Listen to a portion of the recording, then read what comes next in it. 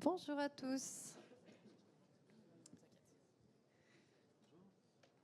Alors aujourd'hui, on va parler, pour cette conférence, de la transmission de la culture du vin et du potentiel des nouveaux formats de communication, puisque il y a notamment plusieurs problématiques desquelles on est parti avec une consommation peut-être en baisse, des nouvelles générations qui boivent moins ou différemment. Pourtant, le vin avec la bière reste la boisson préférée des Français.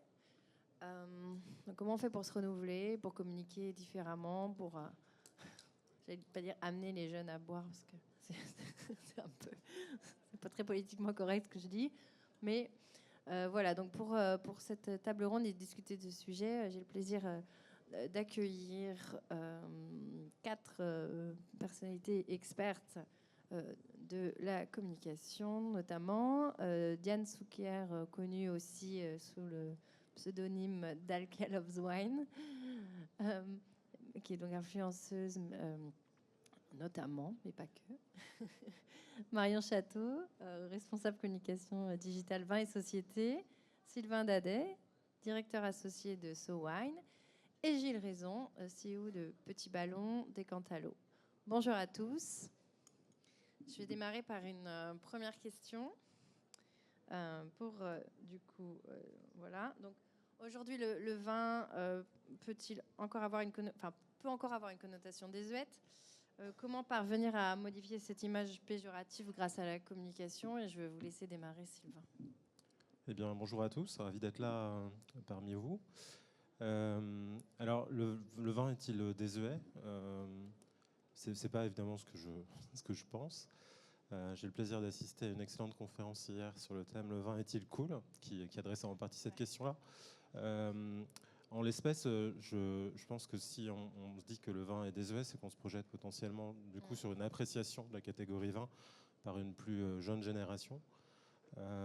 Et qu'effectivement, du point de vue de cette jeune génération, le vin et la catégorie vin doivent se placer en fait en stratégie de conquête pour aller les adresser, pour les intéresser en fait à ce sujet. Et la problématique de base, en fait, c'est pas tant en fait que le vin soit désuet, c'est peut-être plutôt que c'est une catégorie de produits qui, dans la perception en fait de la population en général et des jeunes en particulier, peut créer un rapport parfois un peu distant, un petit peu mis à distance, parce que c'est un sujet qui est compliqué.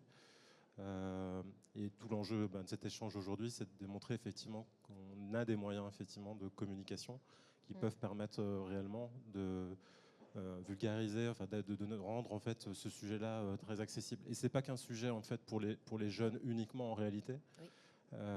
puisque dans l'étude qu'on mène chaque année, le baromètre So Wine Danata, tous les ans, en fait, il y a une constance très importante, c'est qu'on a quasiment 50% des Français qui se déclarent néophytes. Et en réalité, il y a surtout que 3% des gens qui se déclarent connaisseurs. C'est-à-dire qu'en fait, dès lors qu'on a une communication en fait, qui est relativement technique, enfin en tout cas qui se destinerait potentiellement à des connaisseurs, finalement on intéresse au mieux 3% des Français. Donc le sujet, en fait, je pense qu'il est bien sûr en stratégie de conquête auprès de la jeune génération, mais plus globalement, en fait, comme on intéresse les gens, en fait, au vin, il y a plein de moyens intéressants pour le faire, et c'est ce dont on va parler ce matin. Marion, pour compléter. Bonjour à tous, j'en profite aussi pour continuer. Moi, je nuancerai un peu la question parce que pour moi, l'image du vin, elle est toujours très positive pour une très grande majorité des Français. Les Français savent que la filière vin a un impact positif tant sur la culture, l'économie, mais aussi le côté social et notamment la convivialité. Donc voilà, donc le truc à craquer, j'ai envie de dire, c'est que pour l'instant, le vin est perçu comme une boisson totem. Donc c'est cette perception-là qu'il faut changer. C'est un peu, c'est un patrimoine qui est assez lourd. C'est un peu, j'ai envie de faire la référence avec le camembert. Le camembert, c'est une représentation typiquement française. Et pourtant, ce que mangent le plus les Français, c'est l'emmental. Donc voilà. Donc nous, on ne veut pas devenir l'emmental des boissons. Et l'idée, donc, c'est en effet de repenser comment on communique. Donc il y a vraiment plutôt un souci de consommation. Et ça, c'est une baisse qui est structurelle. Donc nous, chez Vin et Société, on aime toujours à rappeler ce chiffre. Mais en 60 ans, on a perdu 70% de la consommation. Et ça, c'est vraiment, on a vu la rupture entre les générations X et Y, donc sur plusieurs plans, donc notamment sur le plan de la santé. Donc il y a vraiment des enjeux de consommer moins, mais mieux, de faire attention à ce qu'on mange, aux calories qu'on ingère, mais aussi l'image qu'on peut projeter. Donc faire attention, voilà, à toujours être efficace, maître de soi. Donc il y a ce côté qui fait que les gens consomment moins. Il y a aussi le côté donc changement de mode de vie. Maintenant, les gens sont de plus en plus urbains, donc ils ont moins de contact avec le paysage agricole et viticole. Donc ils se sentent moins concernés par le produit vin. Et aussi, il y a un développement de l'apéritif. Donc, on change le côté entrée-plat, même fromage, dessert. Maintenant, on mange de manière déstructurée. Et le troisième enjeu, c'est celui de la transmission. Maintenant, il y a de plus en plus de familles monoparentales. Donc, c'est plus le père qui va transmettre, c'est potentiellement d'autres personnes, la mère, les pères. Donc, voilà. Donc, il faut repenser tout ça. Et là où le bas blesse, c'est qu'en effet, maintenant, la jeune génération, ils représentent un peu moins de 20% de la population. Ils consomment que 5% du vin. Donc, nous, c'est là où on va avoir un enjeu en tant que communicant de aller les voir, aller leur parler et changer un peu nos messages. Parce que maintenant, on utilise des nouveaux codes et il faut adapter nos messages à cela. Merci beaucoup. Diane, peut-être poursuivre. Vous en êtes arrivé là aussi, puisque vous êtes ingénieur de formation. Ingénieur agricole, ouais. Ce qui m'a permis de savoir que je ne ferais jamais de vin. C'est beaucoup trop compliqué comme métier. Donc je me suis plutôt orientée vers la communication, notamment digitale. Et il y a un truc que j'ai remarqué quand j'accompagne les vignerons sur le digital, c'est que dans 100% des cas, ils savent qu'il faut faire de la communication, mais ils ne se posent pas nécessairement la question de pourquoi faire de la communication. Donc à chaque fois, j'essaie de les pousser sur, OK, pourquoi et pour dire quoi. Pourquoi, en général, on s'en sort sur j'ai un lancement de produit, j'améliore ma notoriété, il y a toujours des choses à dire. Pour dire quoi, là, en général, c'est un peu plus compliqué parce que je vais toujours avoir 3 univers sémantiques qui vont ressortir.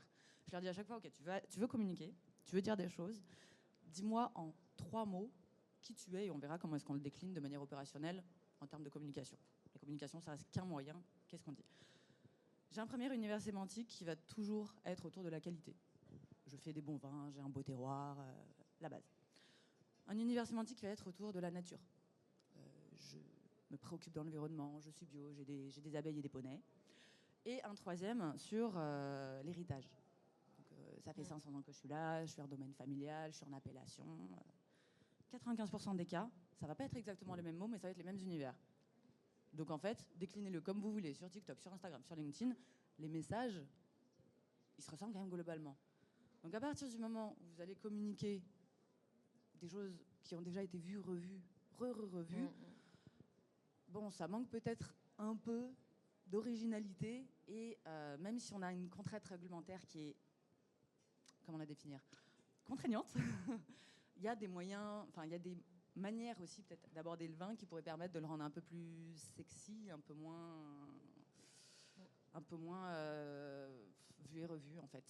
Et donc ça, je pense que c'est vraiment ça, ce travail-là qu'il y a à faire du côté de l'industrie, c'est essayer d'aborder les messages, mais des messages qui sont peut-être un peu différents de ce qu'on a toujours vu. Et de les décliner après sur les moyens de communication qui sont à notre disposition et qui sont extrêmement larges quand on parle du digital. Je rebondis parce que du coup, nous, c'est ce qu'on essaye de faire, notamment avec le média Vinsta que je porte.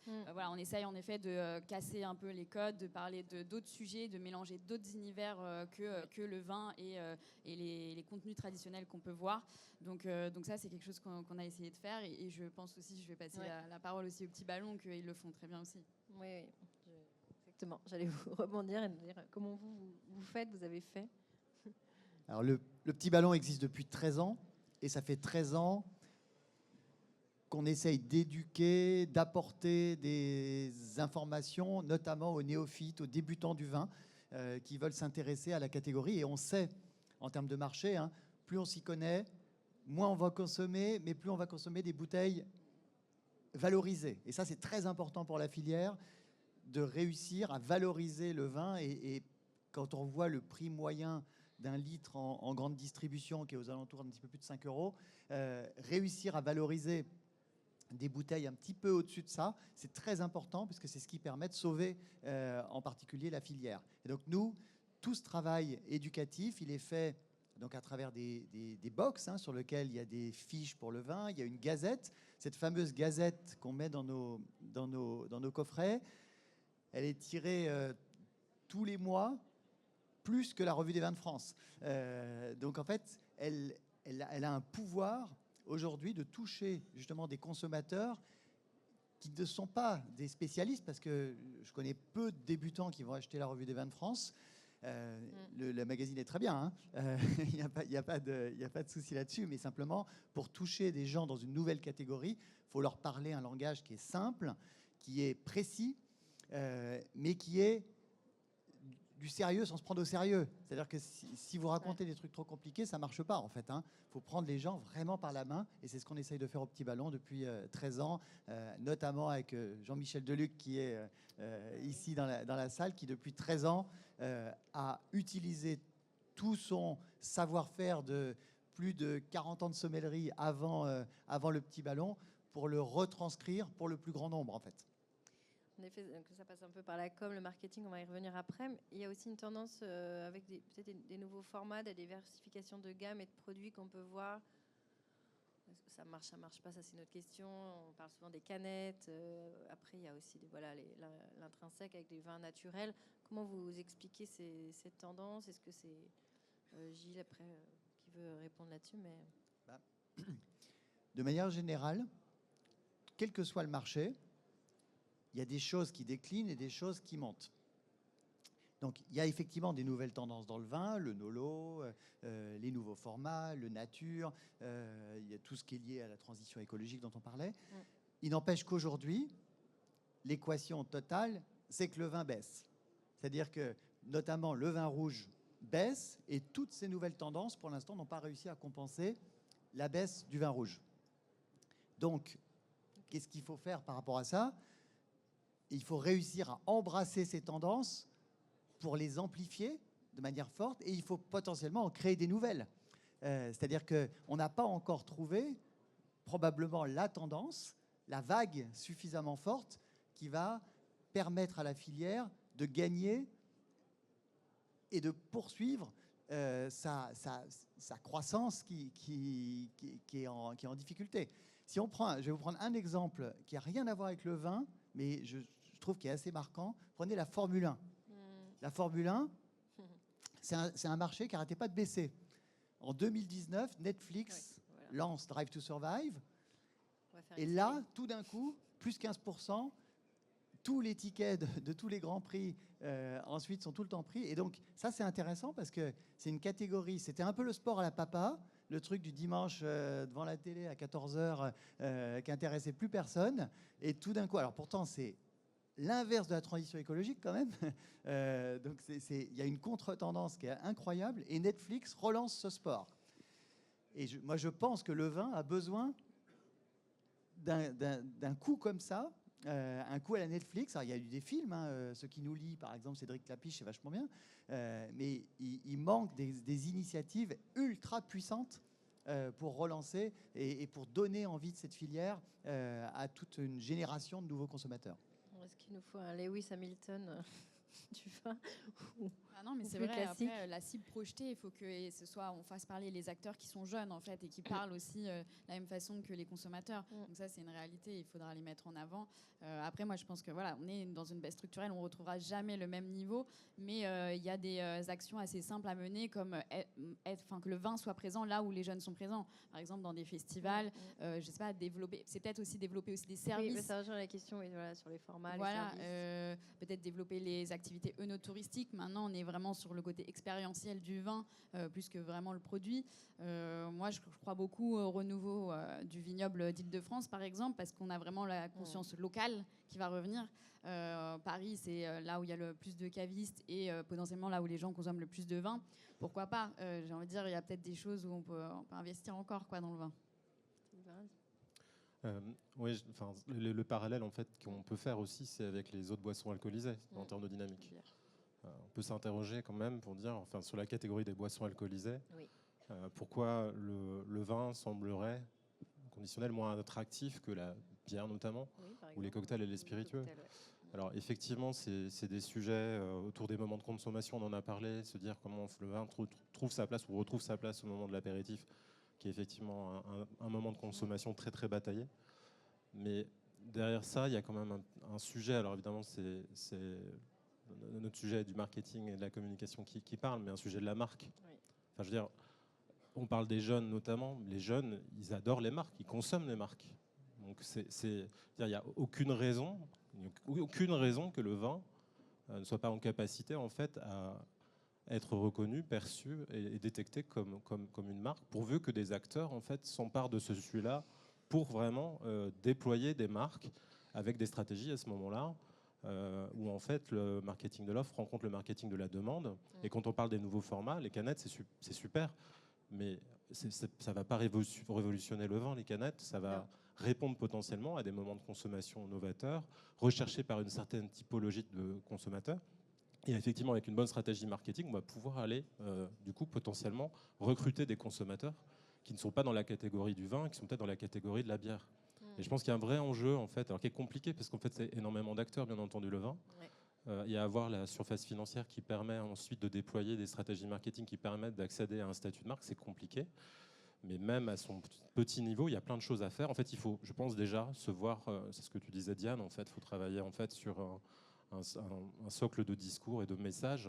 C'est se voir comme une marque. Et en fait, ça, je pense que c'est vraiment un point ultra crucial, un enjeu très important.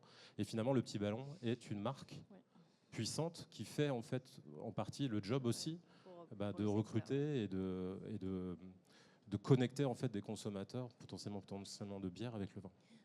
C'est à Diane. Pour le coup, moi je trouve qu'il y a une tendance de fond qui est assez intéressante, que nous en tant qu'acteurs du vin on a un peu du mal à accepter, mais c'est tout ce qui est vin sans alcool ou no alcool. Ça reste des produits qui permettent à une certaine catégorie de population de venir sur le secteur.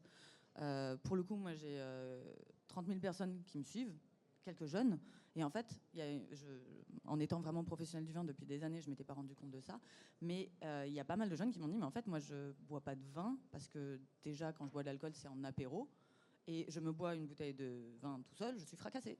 Je bois une bouteille de bière, ça se passe mieux. Donc, mécaniquement, le taux d'alcool... et on ne parle pas de l'ensoleillement qui passe de 12 à 14, hein, c'est pas ça la question. C'est vraiment, en fait, il y a peut-être un moyen de faire venir les gens au vin, les jeunes notamment, qui soit aussi par le moment de consommation d'un produit qui est moins alcoolisé. Oui, en effet. Il y a le moment de conso, mais je pense qu'il y a aussi un vrai besoin de simplification des codes du vin, quoi. Parce que la bière, on en parle, mais parce que en fait, les jeunes, ils se disent juste, est-ce que je prends une blanche, une blonde, voilà. Ou après, il y a les un peu plus connaisseurs qui vont aller sur l'IPA, la Pale Ale. Mais voilà, en soi, l'idée, c'est juste, j'ouvre ma canette et je consomme. Alors que bon, bah, le vin, le menu direct, les déjà, appellations, qu'est-ce que je vais faire ? Je sais pas, c'est trop complexe, je fais pas. Donc voilà, il y a un besoin, je pense, de simplification qui est à faire. Voilà, et nous, en tant que communicants et qui accompagnons les gens, les viticulteurs et les vignerons, il faut faire ce travail, quoi. Je me posais la question, justement, Gilles, par rapport, on parlait du local, on parlait de Paris versus région. Je sais que je lisais un peu que vous aussi, vous avez une clientèle peut-être très parisienne ou pas. Enfin, comment vous voyez ça, vous Alors, au Petit Ballon, on a une clientèle qui est assez urbaine. Et c'est assez marrant parce que donc, le plus gros taux de pénétration, il est à Paris. Et alors, moi, quand je rencontre des clients du Petit Ballon, je leur dis, mais pourquoi vous êtes abonné au Petit Ballon alors que vous avez 3 cavistes dans votre rue, vous avez Carrefour, Franprix. Donc finalement, pourquoi vous avez besoin du Petit Ballon? Et en fait, souvent, ils me répondent 2 choses. Ils me répondent, pour les cavistes, ils me disent, c'est intimidant d'aller chez un caviste. Parce que le caviste, alors s'il est très bon, il n'est pas intimidant. S'il est moyen, il vous pose des questions qui sont parfois un petit peu, qui montrent le différentiel de culture. Et donc, il y a des consommateurs qui sont gênés par cette expérience-là. Donc ça, il y a tout un travail des cavistes, justement, pour se mettre vraiment au niveau du client qui, parfois, n'ose pas rentrer dans une cave. Et puis, la grande distribution, ça, on connaît la difficulté. La grande distribution, c'est quand vous êtes devant 200 bouteilles classées par région, c'est compliqué. Là, il n'y a pas plus compliqué comme expérience que de choisir le vin qui va bien aller avec, en ce moment, par exemple, tout le monde dans les caves, et je pense que tu connais ça, hein, en janvier, tout le monde a demandé le vin qui allait avec la raclette, quoi. Et étonnamment, moi, j'ai pas vu un distributeur, un supermarché ou un hypermarché qui a dit tiens, je fais un rayon avec le vin qui va avec la raclette. C'est dommage parce que y a peut-être 10 à 15% des gens qui rentrent dans un caviste qui demandent ça en ce moment. Alors après, ce sera autre chose. Après, ce sera le rosé. Après, ce sera donc c'est au fil des saisons. Les choses se passent, mais finalement, la simplification, elle n'existe pas encore bien dans le réseau physique. Moi, je trouve qu'il y en avait un qui s'était très bien débrouillé là-dessus, c'était Nisa. Où en fait, plutôt que d'avoir des clés d'entrée sur la couleur, sur la région, etc., c'était des clés d'entrée sur le moment de consommation.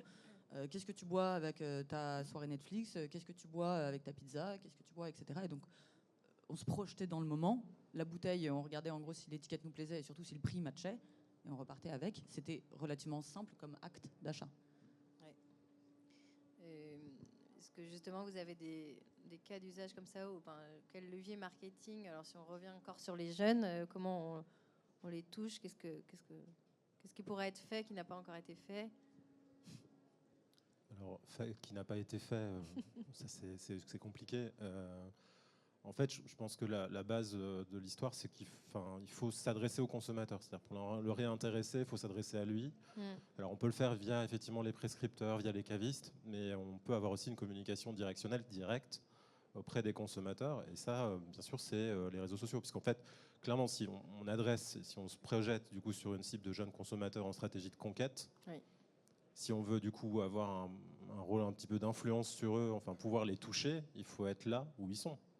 Donc ça peut être effectivement en physique, les festivals, mais leur quotidien, en fait, entendons-nous bien, les jeunes générations ne lisent pas la presse écrite. Ils s'informent avec les réseaux sociaux, voire avec Hugo Décrypte, enfin avec des médias en fait qui sont nativement des médias digitaux. Donc c'est au sein de ces plateformes, au sein des réseaux sociaux, TikTok notamment, Instagram, etc., qu'on va pouvoir effectivement à un moment donné se connecter en fait avec ces consommateurs potentiels.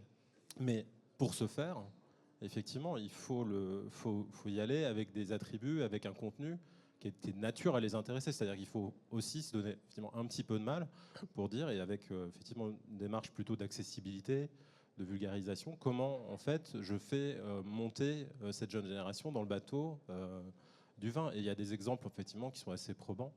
On a évidemment beaucoup l'occasion de citer Émile Codins avec sa démarche sur TikTok, qui a eu le mérite, et avec un discours assez authentique sur le backstage du vigneron, d'intéresser vraiment en fait beaucoup de jeunes. Donc en fait, c'est ça qu'il faut examiner, c'est le bon canal de communication avec le bon contenu, au bon endroit, au bon moment pour les toucher. C'est vrai que le digital, ça nous permet ça, c'est une vraie force. Nous, on voit donc le média Vinsta, on gagne quasiment 10 000 abonnés par an. Parce que quoi? Parce que on a choisi de faire un univers très pop, très coloré. Donc si vous ne nous suivez pas déjà sur Instagram, je vous invite à nous suivre. Voilà. Et on a rencontré la cible. Donc je pense que y a vraiment une réflexion aussi de changer les contenus, changer les messages. Et le digital, voilà, c'est toute la question de cette conférence. Mais nous, est un outil pour ça. Oui, c'est vrai qu'il y a d'autres secteurs, on peut s'inspirer de la food aussi, où ils ont un peu plus réussi, mais bon, c'est aussi plus large. Enfin, la food, ça dit tout et rien. Et en effet, Insta, on pense un peu à fooding.com quand on voit dessus. Enfin, c'est des univers qui plaisent et qui marchent. Diane, je voulais réagir. Moi, ce que je trouve intéressant en fait, avec l'exemple d'Émile Codins, c'est que il est BTS Vitiono, il est seconde chef dans un domaine. Donc en fait, il connaît un peu son métier, mais d'un point de vue vraiment professionnel. Pour autant, ses vidéos sur TikTok, c'est comment est-ce que j'ouvre une bouteille de vin, comment est-ce que je range mes bouteilles dans mes racks. Enfin, il est vraiment sur un vocabulaire et des messages qui correspondent à sa cible. Nous, on a aussi un recul des connaissances, tout ce qu'on a accumulé pendant ces dernières années qui nous font peut-être penser que les messages les plus évidents n'ont plus besoin d'être évoqués. Je pense que c'est faux. Enfin, en tout cas, je ne suis pas sûre que ce soit ceux qui intéressent les jeunes générations, d'une part. Et d'autre part, il ne faut pas oublier que si on parle de tout ce qui est éducationnel, etc., c'est des messages qui sont bien, mais d'un point de vue institutionnel. Pour une marque, si l'idée, enfin une marque, un domaine ou un vignoble, parce que dans le vin, on n'aime pas trop parler de marque et de marketing, néanmoins c'est de ça dont il s'agit. Si jamais un domaine a envie de construire une image de marque, c'est pas en expliquant comment est-ce qu'on ouvre sa bouteille. Il a aussi un univers qui doit lui être propre. Et cet univers peut très bien être moi, je suis sur mon tracteur en train de gérer mes vignes, ou moi, je suis dans mon château et tu as intérêt à réserver 4 mois avant si tu veux une dégustation là-bas. Donc, il n'y a pas de bon ou de mauvais message, mais par contre, il faut bien les décliner et être fidèle à son image si on veut être compris. Moi, je pense qu'il reste encore beaucoup de trucs à faire, en fait. Parce que pour toucher, en tout cas, une nouvelle cible, faut aller là où elle est, quoi. Donc, aujourd'hui, il y a effectivement un certain nombre d'influenceurs dont tu fais partie. Émile Codins, il a 1,5 million de personnes sur TikTok. Alors, étonnamment, c'est étonnant parce qu'il a vite atteint 1,5 million de personnes et ça stagne un peu. C'est-à-dire qu'on s'est dit, tiens, mais quand est-ce qu'il... Je ne sais pas si tu arrives à comprendre pourquoi. D'ailleurs, quelque part, tous les influenceurs vins ont une espèce de... Aujourd'hui, il y a une espèce de plafond de verre à 50 000 sur Instagram, à peu près. Le petit ballon aussi, on est à 65 000, 66 000, mais finalement, c'est pas fou, quoi. C'est pas 200 000, 300 000, 500 000, 1 million. Donc ça, faut qu'on réfléchisse à qu'est-ce qui fait qu'on peut réatteindre ces chiffres-là, des 200, 300, 400, des 1 million pour vraiment emmener le public. Après, il y a encore des tas de choses. Donc, les podcasts, naturellement, qui sont en train de monter très, très fort. Moi, j'ai l'impression que YouTube est assez sous-investi par le monde viticole. Il y a des tas d'autres secteurs qui ont des chaînes YouTube très puissantes et sur lesquelles il y a possibilité de faire de l'éducation parce qu'il y a de la vidéo et donc c'est assez intéressant. Je parlais de Netflix tout à l'heure, Netflix, Prime Video, sur lequel, pour moi, il manque du grand contenu, très grand public là-dessus. Alors, c'est pas facile avec la loi E20, ça c'est sûr. Je pense qu'une série comme Les Gouttes de Dieu a fait beaucoup, moi je trouve, pour la filière. Alors, je ne sais pas si vous savez, mais en France, c'est quasiment le seul pays où on n'a pas eu le droit de citer les domaines dans Les Gouttes de Dieu. Donc, Les Gouttes de Dieu, dans le monde entier, les domaines étaient cités. Et dans la traduction française, tous les noms de domaines ont été retirés. Donc ça, c'est dommage. Et donc là, je ne sais pas si Vin et Société, dans son lobbying vis-à-vis des institutions, c'est quand même dommage que le pays du vin soit le seul qui passe la meilleure série qu'il y a jamais eu sur le vin et puisse ne citer aucun domaine. Donc ça, je pense qu'il y a un boulot à travailler là-dessus, quoi. Diane, Il y a aussi une question de moyens. Parce qu'en fait, le vigneron, il a quand même beaucoup de choses à gérer. La communication, tant qu'il s'agissait de pondre un site internet, ça allait, c'était un one-shot. Tu le refaisais tous les 5 ans et c'était bon. Aller sur les réseaux sociaux et avoir des contenus qui soient alimentés de manière régulière, ça a vite fait d'être un coup si tu veux faire ça bien. Et YouTube, typiquement, fait partie des réseaux les plus coûteux si tu veux créer des contenus sur ce réseau-là. Autant, tant que c'était de la photo pure, typiquement Instagram ou LinkedIn ou ce genre de choses, c'est abordable. TikTok, si tu passes sur de la vidéo, que tu veux faire des trucs bien, soit tu es très débrouillard, tu arrives à faire des trucs qui sont bien, genre comme Émile, et ça va, soit tu ne sais pas faire de vidéo, ce qui est une compétence qui n'est pas normalement requise pour un vigneron, et tu payes quelqu'un et ça te coûte un bras. Donc, oui, de moyens et de temps aussi à y consacrer. C'est un autre métier, hein. Donc on voit très bien que Sylvain et Diane accompagnent très bien les acteurs du vin, mais le temps, c'est quand même le premier frein pour les vignerons, quoi. Oui, et là, nous, on le voit pas mal à la WineTech sur l'appropriation des technologies aussi, rien que pour production, etc. Puis après, on dit les acteurs, mais il y a aussi, j'aimerais votre avis là-dessus, il y a plusieurs niveaux, entre un grand domaine... Là, on parle des vignerons en général. Donc, est-ce que vous voyez pas aussi des différences là-dessus, de s'approprier la com? Il y en a qui ont des directeurs com quand c'est des grands domaines, d'autres non. Pour le coup, moi, je trouve qu'il n'y a pas de règle générale. C'est soit une question de sensibilité au digital, soit une question de compréhension de l'intérêt d'y aller. C'est-à-dire que moi, j'ai déjà fait des opérations influenceurs avec des vignerons qui disent « je comprends rien, mais je sais qu'il faut y aller, donc allez, faites vos trucs, et puis on reparle à la fin ». Donc, ils ont cette conscience de « je ne sais pas faire, mais il faut que je fasse faire ».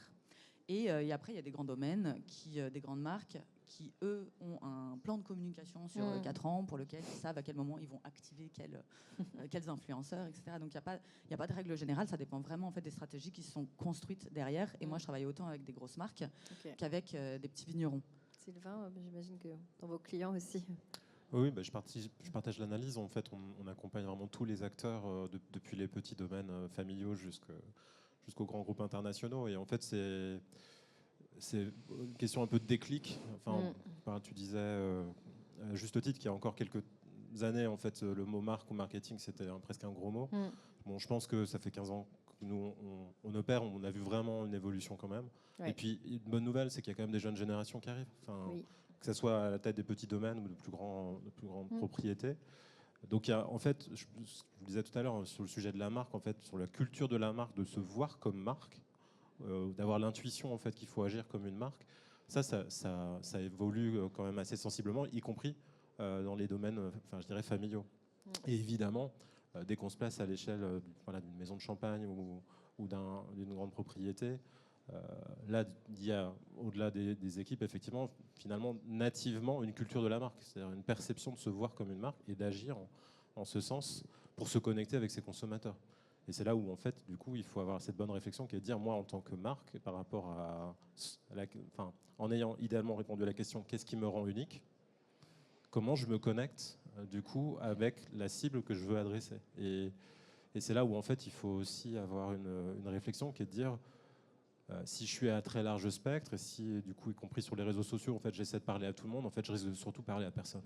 Ouais.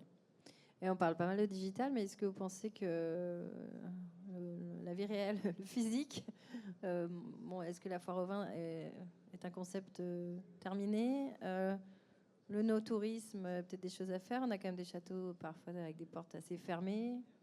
Que ce soit pour les jeunes ou les moins jeunes, d'ailleurs. Alors, les foires au vin, ça, c'est un concept un peu du passé. C'est-à-dire que ça a été créé en 73. Donc, ça continue de marcher. Ça fait la foire au vin, à peu près une foire au vin d'automne, c'est 1 milliard de chiffre d'affaires. Donc, c'est important. C'est un moment important pour la filière. Mais c'est une recette. Mais c'est un petit peu pareil dans les autres industries. Les soldes, par exemple, ça s'est un peu fatigué au fil du temps parce qu'il y a tout le temps de la promo un peu toute l'année et que finalement, ce moment qui était très fort, notamment pour toucher les grands crus de Bordeaux, ça s'est un peu dilué, quoi. Donc, ça reste un moment intéressant parce que ça permet de connecter des points de vente avec des consommateurs qui soient des néo-consommateurs ou des consommateurs avertis qui remplissent un petit peu leur cave. Donc, ça reste un point clé. Mais c'est pas de ça que va venir la lumière, quoi. C'est-à-dire qu'il faut trouver d'autres formules. Et c'est vrai que les visites au domaine, tout le travail de nos tourismes est assez important parce qu'il y a quand même une tendance générale dans tous les marchés qui est de connecter, quoi, de connecter humainement les gens. Et il y a une recherche de ça. Et donc, il y a une grande partie des domaines aujourd'hui qui savent accueillir, mais il y a encore énormément de domaines qui ne savent pas le faire. Donc là aussi, c'est un peu un investissement parce que faut accueillir, faut un peu d'espace, faut savoir faire. Mais comme les consommateurs recherchent quand même beaucoup de l'authenticité, je pense qu'il n'y a pas besoin d'avoir un chai supersonique pour se dire que un petit barbecue dans un coin avec juste une table et peut-être même pas de chaise, ça peut suffire, quoi. C'est-à-dire que je crois que ce que veulent les consommateurs, mais que ce soit dans les contenus sur les réseaux, c'est de l'authenticité, c'est de l'immersif, c'est savoir ce qui se passe derrière. Nous, on fait avec le Petit Ballon, par exemple, une opération où on construit un vin avec des abonnés. Donc, c'est-à-dire qu'on ça s'appelle la cuvée des abonnés, donc on emmène des abonnés. En général, au mois de mars-avril, on les emmène dans un domaine et on fait les assemblages avec les abonnés. Et ce qui est marrant, c'est le dernier, par exemple, on l'a fait au domaine des Grandes Espérances dans la Loire. Et les abonnés qui étaient avec nous, ils habitaient à moins de 10 minutes du domaine. Des passionnés de vin, pourtant. Ils n'avaient jamais mis les pieds dans ce domaine-là. Pourquoi ? Parce que ce domaine ne les accueille pas, en fait. Et donc, ils avaient déjà vu les vignes, ils passaient en voiture à côté, mais en fait, ils ne savaient pas ce qu'il y avait derrière. Et cette connexion qui s'est passée est devenue assez forte, quoi. C'est-à-dire qu'ils ont pris attache avec le vigneron, ils connaissent le vigneron, ils en ont parlé autour d'eux. Et donc ça, il s'est passé quelque chose d'important. Et donc, nous, on pense, justement, dans le futur du petit ballon, que ça va être une des composantes très importantes de connecter. Et comme on parlait du local tout à l'heure, les gens veulent connaître ce qu'il y a autour de chez eux. Et ça, c'est pas si facile que ça aujourd'hui, même s'il y a des plateformes comme il y a Winalyst, par exemple, qui essayent de populariser un petit peu ça. Mais il y a encore un gros boulot là-dessus pour connecter les gens avec les domaines autour de chez eux. Je pense que les foires au vin, ça s'essouffle aussi. Hein. L'année dernière, on a perdu 5% de ventes. Il y a 2 ans, 8%. Donc, clairement, en plus, c'est plus la vision qu'ont, je pense, les nouvelles générations du vin. Eux, ils consomment maintenant. Ils vont pas faire leur stock de caisses pour consommer à l'année. Donc, je pense qu'en effet, il faut investir d'autres moments de consommation. Et ce type d'expérience que vous faites au Petit Ballon, je pense que c'est ça, c'est ce type d'activité sur lequel il faut investir, quoi. Pour moi, la foire au vin, même si d'année en année, effectivement, les chiffres sont de moins en moins bons, aussi parce qu'il y a plus de foires au vin. C'est-à-dire qu'en 73, tu avais la foire au vin d'automne. Ça a bien marché. Est-ce qu'on ne ferait pas une foire au vin de printemps ? Aujourd'hui, on a une foire au vin d'été. Forcément, les chiffres se diluent. Néanmoins, ça reste un temps fort en termes de communication qui est énorme. Tous les magazines ont leur spécial vin du moment. Les magasins sont blindés de sommeliers qui sont en train d'expliquer les vins, d'essayer de dire aux gens, ça c'est comme ci, ça c'est comme ça. C'est des activations sur le terrain qui permettent de rendre le vin un peu plus abordable sur cette période-là. J'ai été acheteuse en grande distribution sur le vin pendant quelques années. On mettait un sommelier dans le rayon, c'était plus 40% de chiffre. Le problème, c'est qu'au bout de 3 mois, ils se retrouvaient à mettre des yaourts en rayon. Donc, il y a quand même ce besoin d'humain dans le vin qu'on ne retrouve pas nécessairement dans les autres secteurs. Je le vois très bien sur l'influence. Les influenceuses qui parlent de mascara, yaourt ou ce que vous voulez, en 3 clics, elles ont vendu 4 containers. Moi, je peux parler de vin comme je veux. Mais les gens, en fait, ils ne l'ont pas goûté. Et moi, je leur transmets une expérience, mais c'est mon ressenti sur quelque chose que potentiellement ils vont ingérer et ils ne vont pas avoir la même expérience. Donc, le digital, ça permet de sensibiliser, d'expliquer. Il faut vraiment avoir en tête que la communication, c'est de la communication, c'est pas de la commercialisation. Et tout ce qui marche sur ces autres secteurs, sur le vin, malheureusement, c'est un peu plus compliqué parce qu'on a ce frein à la compréhension du produit qui fait que la transformation n'est pas immédiate. Oui, je compléterai entièrement aligné avec le fait que le no-tourisme a une place vraiment très intéressante à jouer dans la connexion en fait, entre consommateurs, futurs consommateurs, et même peut-être parents-enfants en fait, avec vignerons. Enfin, et ça, c'est un capital. Et puis ça a quand même beaucoup évolué. Hein. Ça s'ouvre, y compris dans des régions qui étaient peut-être un peu plus fermées. Donc il y a une vraie tendance. Et ce qui est intéressant effectivement dans le lien et dans la capacité à créer de l'humain, c'est aussi cette relation direct-producteur qu'on peut établir au domaine. Mais il y a d'autres occasions en fait, de pouvoir le faire. Donc effectivement, les foires au vin, quand les vignerons en fait, se déplacent, ou les opérations interprofessionnelles où les vignerons se déplacent. Mais nous, ce qu'on relève dans le futur baromètre, qu'on va révéler le 26 mars, c'est qu'il y a aussi une tendance, il y a des chiffres qui démontrent qu'il y a plus d'intérêt en fait, des consommateurs vers les salons de producteurs, par exemple. Oui.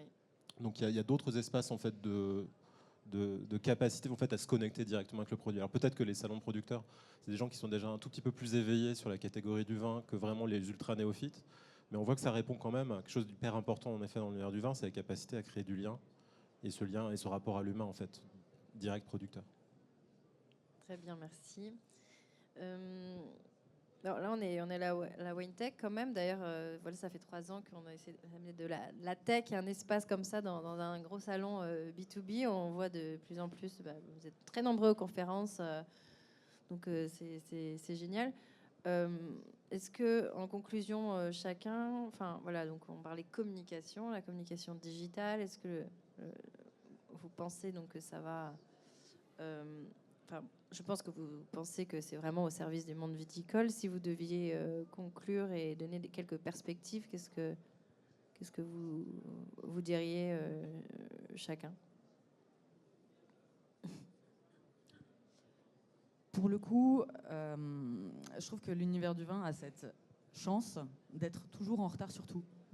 Donc en fait, il suffit d'observer ce qui se passe ailleurs, d'analyser, de constater ce qui fonctionne, ce qui ne fonctionne pas, pour pouvoir après le dupliquer chez nous avec nos règles. C'est-à-dire qu'on a beaucoup tendance dans l'univers du vin à se regarder soi-même, à regarder le voisin, à regarder le concurrent, et à se dire les autres produits ne nous concernent pas, nous le vin on est à part. Tu l'as beaucoup, ce ressenti-là, dans la communication, mais aussi dans la distribution, dans la commercialisation. Enfin, c'est vraiment très spécifique. Pour autant, on a beaucoup de choses à apprendre des filles qui vendent des mascaras, en fait. Donc, juste en observant ce qui se passe ailleurs, je pense que ça enrichit notre discours, ça enrichit notre vision, notre manière de fonctionner. Et c'est ça aussi qui va nous permettre de renouveler un peu notre manière d'aborder les jeunes générations. Et juste une question, on dit ailleurs, on n'a pas trop parlé d'international aussi. Je ne sais pas si c'est des choses que vous regardez, l'un d'entre vous, ce qui peut se faire. Moi, là, vous disiez, j'ai pas mal voyagé. Enfin, quand je vais dans d'autres pays, c'est hyper facile le no-tourisme. J'étais en Argentine, Italie, je trouve que c'est en 5 minutes à l'eau, on arrive. J'exagère, mais voilà. Enfin, c'est une question en plus pour vous, mais... Alors moi, je dirais juste qu'en ce moment, la tendance aux États-Unis, le vin qui a eu la plus forte progression, c'est une préparation à base de citron et de gingembre. Voilà, Okay. Faites-en ce que vous voulez. Mais je pense que toutes Intéressant. les tendances ne sont pas intéressantes à dupliquer Oui. chez nous. On a Non, quand même non. un marché qui est particulier en France.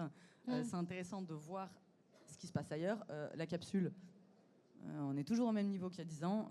Les canettes, je pense qu'on sera toujours au même niveau dans 10 ans. Enfin, j'exagère un peu. Mais Oui. voilà, on a quand même un marché national qui est... Bien sûr.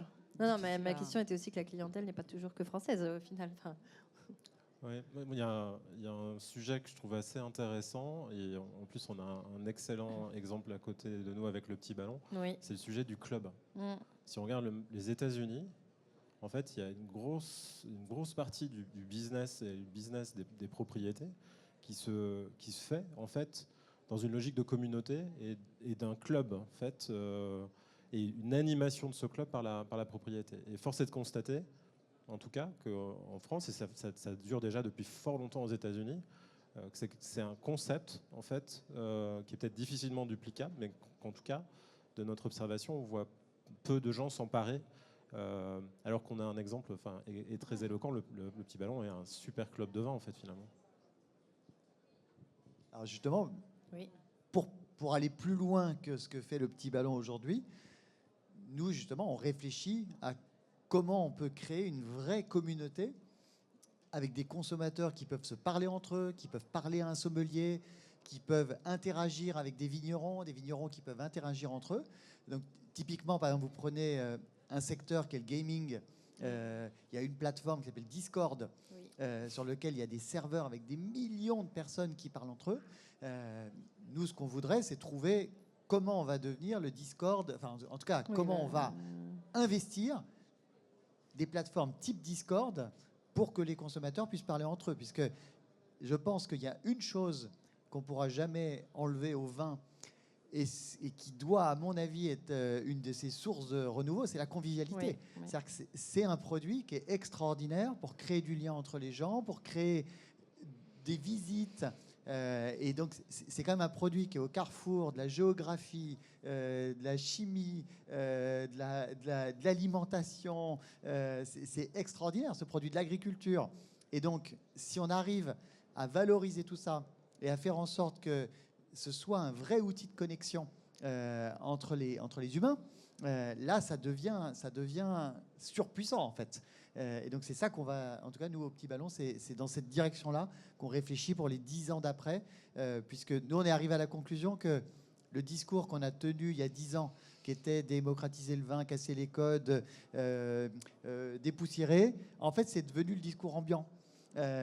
Et donc, on s'est fait rattraper finalement par le discours ambiant. Donc, nous, en ce moment, notre réflexion, c'est de dire quelle est notre vision et notre discours qui sera celui ambiant dans 10 ans, mais il faut reprendre un coup d'avance. Et ça, toute personne, mais dans la filière, doit tout le temps réfléchir à avoir son coup d'avance. Moi, j'ai vu hier sur le stand de Chapoutier, par exemple, l'initiative du rouge frais et clair qui se boit à 10 degrés et qui n'a pas de capsule. Ça me paraît une démarche assez intéressante. C'est-à-dire qu'il part d'un besoin qui est le vin pour l'apéro. Le vin rouge pour l'apéro, c'est pas facile. C'est difficile culturellement de faire marcher les deux. Alors, autant le blanc, le rosé, le sparkling, c'est super. D'ailleurs, ces 3 catégories se tiennent bien. En fait, le problème, c'est le vin rouge en fait aujourd'hui. Mais le vin rouge, forcément, on mange plus de gibier, on mange moins de viande, on est moins, le vin il est un petit peu moins à table dans les familles, donc c'est mécanique en fait, et ça va pas s'arrêter. Donc il faut faire évoluer aussi un petit peu le produit. Alors c'est pas facile quand vous êtes dans une région hyper ensoleillée, mais par exemple, je trouve l'initiative des vins de France. Mettre de la Syrah à Bordeaux, c'est pas idiot.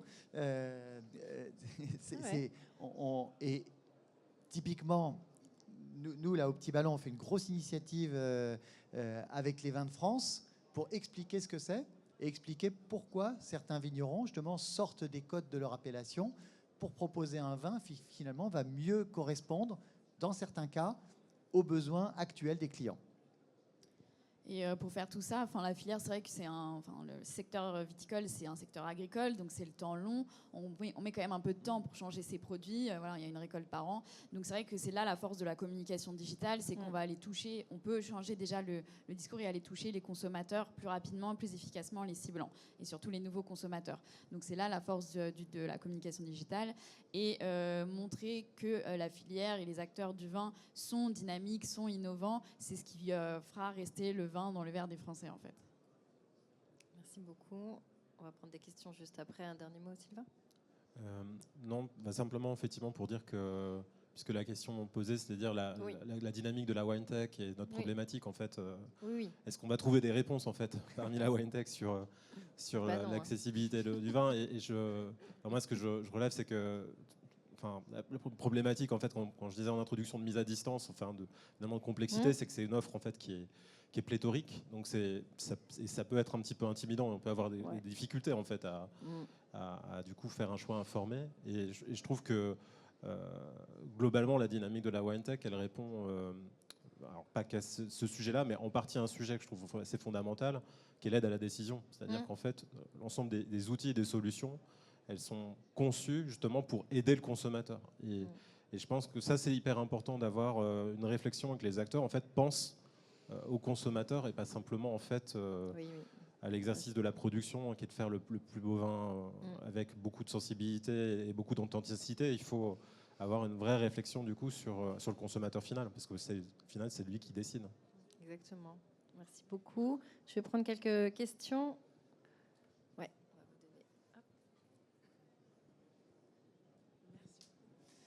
Merci beaucoup, parce que c'est une transition parfaite à ma question. Je fais exprès pour pas vous influencer, pas vous dire où je travaille, mais je le dirai après. On a une problématique qui est qu'on est un vin extrêmement complexe, extrêmement reconnu historiquement à travers le monde, extrêmement versatile en termes d'accords mets et vins. Et à la fois, on est, depuis un moment, tout le monde se casse la tête à se dire, mais comment on fait pour rayonner à nouveau ces vins-là ? Comment donc, avec les éléments que je vous ai partagés, comment on fait pour adresser les consommateurs d'une manière à ce qu'ils puissent intégrer et facilement venir, simplement, je veux dire dans le sens facilement, à venir utiliser ce que vous avez à transmettre pour rebooster ce vin dans sa consommation, et pour que les personnes qui viennent me voir quand je fais déguster le vin en me disant dans ma cave j'ai une caisse de 6 de 98 et je le garde comme un trésor, et moi j'ai envie de lui dire bois-le s'il te plaît. Alors du coup une proposition, ne sachant pas exactement lequel est le sujet, peut-être réfléchir à une consommation en cocktail.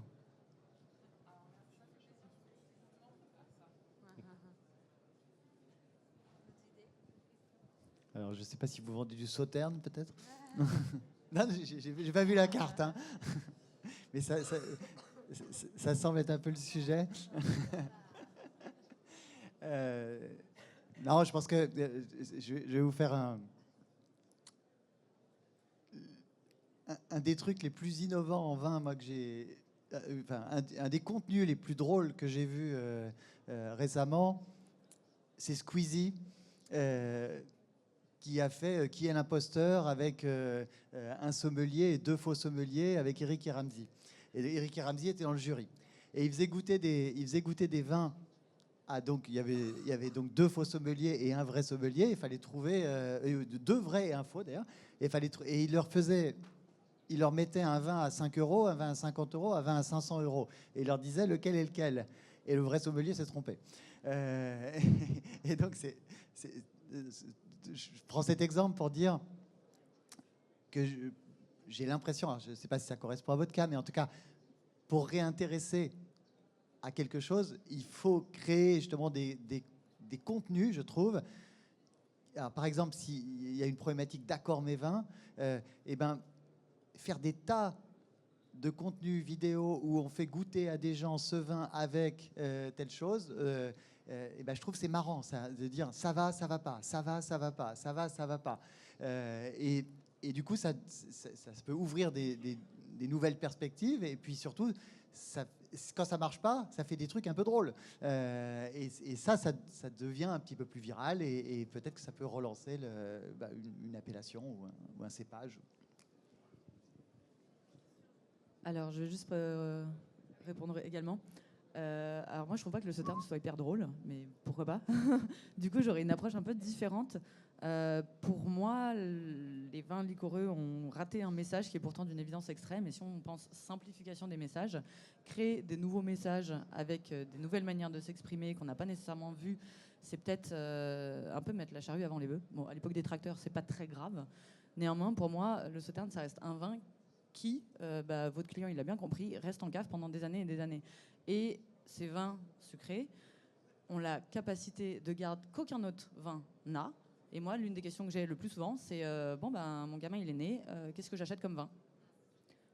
Sauterne, évidemment. Et sauf que personne n'a cette idée-là. Personne sur Sauterne s'est dit, tiens, je vais me positionner sur ce segment qui est hyper spécifique, mais je vais le truster parce que de toute façon, il n'y a que moi qui peux le faire. Voilà. Faites-le avant que Maury le fasse. En plus, apparemment, on va booster les naissances en France, donc c'est peut-être un vrai marché.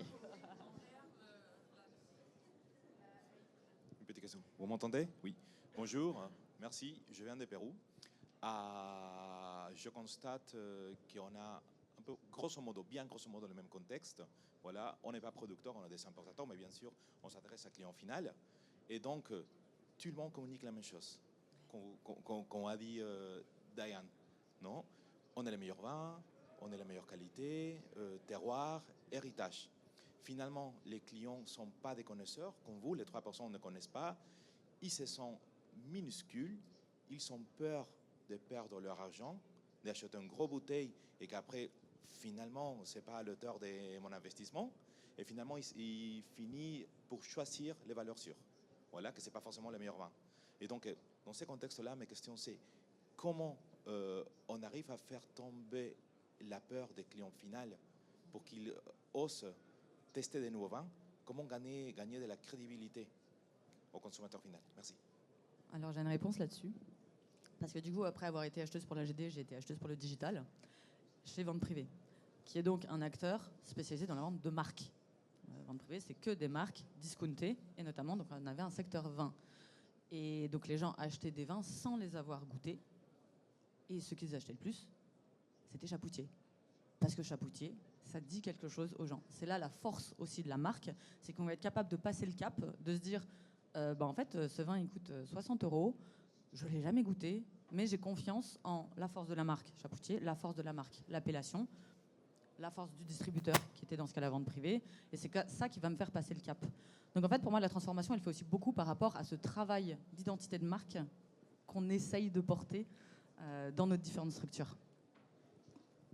Et après, pour le coup, le Petit Ballon a lancé 2 marques internationales qui sont une marque sud-africaine qui s'appelle Okoma, qui est un vin de Marianne Wine Estate, qui est devenu le best-seller du Petit Ballon, donc un vin sud-africain, et un vin chilien qui s'appelle Mapuche, sur lequel on a réussi, parce qu'on l'a fait goûter justement à des dizaines de milliers de consommateurs, à en faire un vrai best-seller.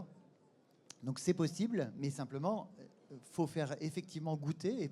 Et c'est vrai que c'est un des avantages des box, de pouvoir tenter des choses qui ne marcheraient pas en distribution, parce que le vin, bah forcément, on ne va pas dépenser 10 ou 12 euros sur quelque chose qu'on ne connaît absolument pas. Et donc ça, c'est des initiatives qui sont possibles, en tout cas, avec les box d'abonnement. Il y en a une autre, par exemple, qu'on a faite, qui était plus risquée, qui était de mettre, on l'a fait il y a quelques mois, de mettre un vin de Côte-du-Rhône, donc qui s'appelle Maliget, dans une bouteille en carton. Et ça, si vous mettez un vin en grande distribution dans une bouteille en carton, personne ne va l'acheter. Tout le monde va dire, bah, en plus, c'est pas moins cher. Ça coûte même plus cher aujourd'hui de le produire dans une bouteille en carton que dans une bouteille en verre. Donc simplement, personne ne va l'acheter. Quand vous faites ça, nous, on l'a envoyé à plus de 30 000 personnes, cette bouteille en carton. C'est 30 000 personnes qui étaient abonnées à cette formule-là. On a eu 30 plaintes. Et on a eu 400 personnes qui nous ont félicités, qui nous ont dit « mais c'est génial ce que vous faites parce que vous nous permettez de découvrir un nouveau format de consommation qu'on n'aurait jamais acheté ». Et donc ça, c'est l'avantage de vendre quelque part à l'aveugle, qui permet justement de tenter des initiatives un petit peu folles. Et donc moi, j'invite tous les vignerons qui ont des trucs un petit peu originaux à tester, à nous les confier quelque part pour qu'on les mette en marché et qu'on tente des choses avec eux. Thank you very much. I hope it's okay to speak English here. Yeah, thank you. Thank you very much for a fantastic subject here that we're discussing. Very interesting. I'm Katrina from Sweden, Eliteria in Sweden, and it's a little bit different there how we communicate. But I would love to, to engage the young consumer or to engage through new formats today is a thread that has been going through the conference that we've been assisting to these days. But I'm missing a little bit. You, Mr. Bresson, you gave us some samples here, which was actually my question. But I would love to hear some more. If you could give any samples of a wine producer that is actually embracing the new ways and doing it in a he's successful, or she, successful in what they're doing when they are communicating to the market. Three samples, or 2 or 3 samples on top of your heads. Okay, so I will have my examples and I'll let other. I think the success story of Gérard Bertrand and the way they explore social media initiatives, the way they build strong brands that are designed to address a specific target of consumers, such as young generations. They are launching orange wines. They are thinking of wine to be used in cocktails. They are launching a red wine to be served fresh. So it's very good example, in my opinion, because of the marketing strategy, and then because of the way they communicate and the way they address the markets. I think it's a very interesting example. I'm afraid talking about the French market, there are not that many winemakers that are doing crazy things. The one that I have in mind is a pretty brand new brand called Aubert et Mathieu. It has only a few years, if I cannot remember well, 8 years, 10 years maybe. And right now they are producing more than 2 million bottles, which is quite a lot. And they used social networks a lot to communicate. They launched the brand thanks to the digital medias. For example, they sent bottles to many wine influencers. They produced contents that were quite different, but also their labels are different. Their mindset is different. And this is why they succeeded. They came to the French wine market with brand new ideas, and they realized them. I mean, they did not only think of them, they made it. Sometimes it failed, but most of the time it was a success. So I would say Aubert Mathieu. Oui, bonjour. Non? Oui, bonjour. Constantin Stergides, je suis journaliste grec. Ma question s'adresse à Marion Château. Est-ce que le salut du vin peut venir des pays et des continents où le vin est actuellement inexistant. L'Afrique, l'Asie, la Russie même, ou même les États-Unis, la consommation est très faible. Tous ces gens-là, s'ils commençaient à consommer du vin, pourraient très facilement remplacer le manque qu'on voit dans les marchés très matures comme la France et autres pays. Alors moi je suis pas experte en export, mais oui, en tous les cas c'est vrai que s'il y a encore des marchés à découvrir et à investir, notamment hier Marie nous parlait du marché indien dans sa conférence, donc oui il y a des marchés à explorer. Après voilà, je pense que le marché national n'est pas non plus à délaisser. Et on a encore beaucoup de choses à faire au niveau français, donc voilà. Donc, c'est ma vision, mais après, en ce qui s'agit de stratégie export, j'oserais pas aller là-dessus, c'est pas ma compétence. Mais si on regarde les chiffres, vous avez tout à fait raison. C'est-à-dire que la moitié de la consommation est en Europe. Finalement, il y a 5 pays dans le monde qui font plus de la moitié de la consommation mondiale. Et les États-Unis, qui doit être le 4e ou le 5e, c'est 12 litres versus 47 litres en France. Donc il y a un gap qui est énorme. Et effectivement, si les Américains montent à 20, 25 ou 30 litres, ça change totalement la face du marché mondial. Et il y a encore énormément de territoires à aller chercher, puisque finalement, il y a 200 pays dans le monde qui consomment, sur lesquels il y a de la consommation de vin. Mais finalement, il y a très très peu de pays qui font l'essentiel du marché. Et donc, 1000 fois d'accord sur ces relais de croissance qui sont extrêmement importants, et en particulier pour les vignerons français, dont le vin est quand même réputé mondialement. Et je crois qu'on n'a pas parlé d'LVMH, mais je crois qu'LVMH a fait un boulot quand même extraordinaire sur le champagne dans le monde entier. Je crois qu'ils ont envie de travailler sur le rosé pour valoriser aussi le rosé dans le monde entier. Et c'est quand même des gens qui ont un savoir-faire. On parlait de marques tout à l'heure, mais pour créer des marques qui sont attractives et désirables, qui est quand même remarquable. Donc je pense qu'on peut aussi leur faire confiance là-dessus. Je complète juste parce que certes, en Europe, on est ceux qui produisent le plus de vin, mais il faut faire quand même attention à la concurrence internationale. Oui. Maintenant, il y a des pays où avant, ils ne produisaient pas de vin, maintenant, ils vont produire du vin, je pense à la Chine ou d'autres pays. Donc voilà, à garder en tête aussi Cocorico, mais voilà. J'ai un avis légèrement différent. Moi, je pense que les jeunes générations sont beaucoup plus sensibilisées à l'environnement que nous. Prendre le temps d'avoir un vignoble qui soit bien entretenu, de respecter l'environnement à l'échelle de ces vignes pour tout envoyer en fait à l'autre bout du monde, c'est plus quelque chose qui fait rêver. La consommation locale se développe énormément, et je pense qu'aujourd'hui, je pense que demain, les jeunes vignerons qui seront du coup les grands vignerons de demain auront plus à cœur que leur vin soit consommé localement que dans un pays où ils mettent les pieds une fois par an.